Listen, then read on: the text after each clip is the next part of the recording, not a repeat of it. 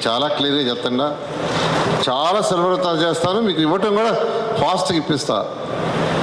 Deviation మాత్రం చేయకుండా చేయాల్సిందిగా మిమ్మల్ని రిక్వెస్ట్ చేస్తూ, అమరావతి మీకు అందరికీ తెలుసు, అమరావతి రాజధాని గతంలో ఇక్కడ రైతులు కేవలం 58 రోజుల్లో ఓన్లీ 58 days 34,000 acres ఇచ్చారు ల్యాండ్ పుల్లింగ్. 2015 January 1 నోటిఫికేషన్ ఇస్తే 2015 February 28 అర్ధరాత్రికి ఇచ్చారు, చిన్న లిటికేషన్ కూడా లేకుండా. దాన్ని కట్టే బాధ్యత యాక్చువల్గా టేకప్ చేసాం. అయితే ప్రభుత్వం పోవటం జరిగింది, మళ్ళీ ప్రభుత్వం వచ్చింది. ముఖ్యమంత్రి గారు చాలా క్లియర్గా చెప్పారు దీని ఒక ఫాస్ట్ ట్రాక్లో కంప్లీట్ చేయాలని. అయితే ఇంతవరకు ఈ 5 సంవత్సరాల్లో జరిగినవన్నీ స్టడీ చేస్తున్నాం.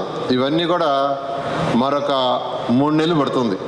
మాకు ఒక 3 monthsలో దీని మీద స్టడీ చేయటం, టెండర్లు పిలవటం అన్నీ అయ్యి probably December 1st work take up అవుద్ది.